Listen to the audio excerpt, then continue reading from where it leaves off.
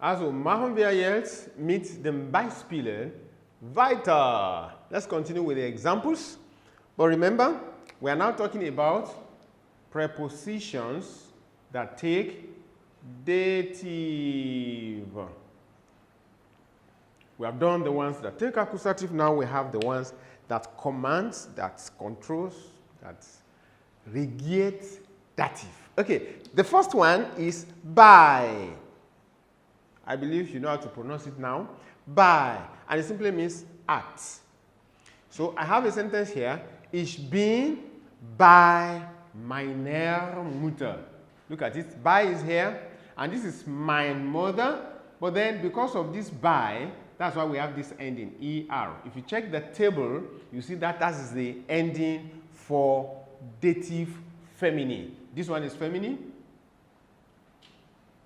The mother is feminine, and that's why we have bei meiner Mutter. This preposition is the one that commands that. Second, aus. Aus. That's the second preposition on this category.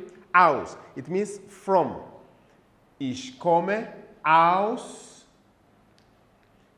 der Schweiz. Actually, this is feminine, is die Schweiz.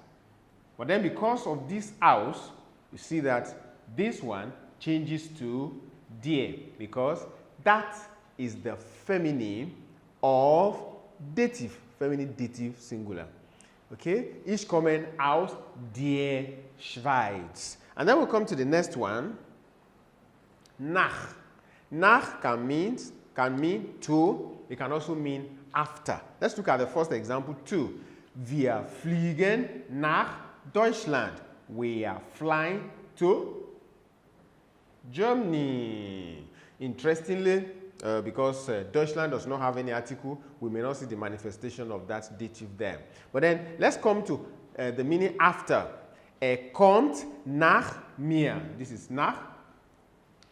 Now, what are we doing with that mir? Actually, as I told you before, for this mir, this is the dative form of ich. So we have ich, mich, mir. So we have nominative, accusative, dative. So this is the dative form of the common one we know, the personal pronoun ich. Okay? So that is the dative form. That's why immediately nach is used. If you are going to use any of the personal pronoun, it's going to be the personal pronoun that has to do, that is dative. So we have kommt nach mir. He is coming after me. Is coming after me. Kommt nach mir. The next one is mit. Mit simply means with. Ich komme mit dir. Ich komme, this is mit again. Ich komme mit dir. And that simply means I am coming with you, or I come with you. And this is the dative form of do. This is the dative form of do. And then we have the next one, which is ab.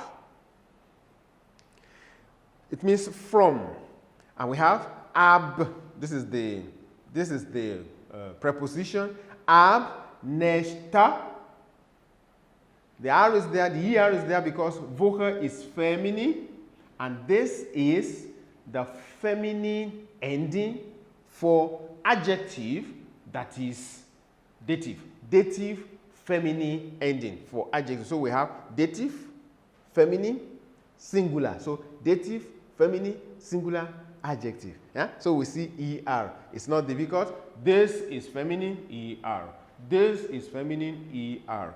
This is feminine, ER. This is talking about personal pronoun, and then you see the form of the personal pronoun in the dative form. Check your table so that you see the table and you can trace the personal pronoun, and you'll be able to see, okay, which one is dative here, which one is accusative. So we continue. To. To simply means to. Ich gehe zum Friseur. Ich gehe zum Friseur. What's the meaning of that? I am going to the hairdresser. But then this one looks a bit funny. Maybe you are seeing it for the first time. It actually means this is the combination of two things. the combination of zu plus dem. Look at it very well. The combination of zu and dem. So actually the two cannot stand like this in German. So it is this combination that form this. So you say zum. Instead of saying ich gehe zu dem Friseur. Remember, this dem is the dative form of der. If you check your table, you see there that this is the dative form of, that is the dative of masculine singular.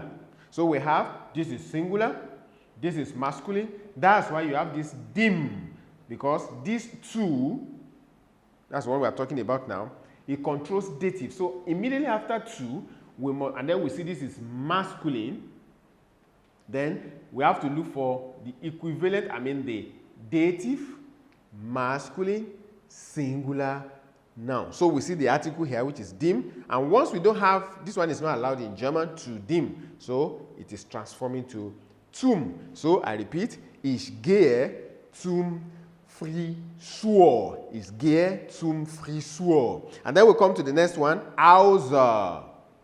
Außer. It means except or apart from. And that's the example. Sie gehen alle zur Bank, außer dem Mädchen. Look at this. Außer, except or apart from. So, sie gehen alle. They all go to the bank except the young lady. Yeah? Mädchen. Little lady, young lady. And then we have this one is, the gender of this one is das. And if you check on the table, you see that the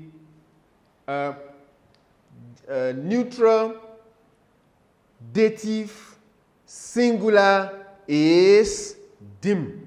So we have, sie gehen alle zur Bank, außer dem Mädchen. Then we come to this one, von. Remember I told you, all this one commands dative. So we come to von, which means from. Die Tasche ist von mir. The bag is from me. It won't be from ich. No.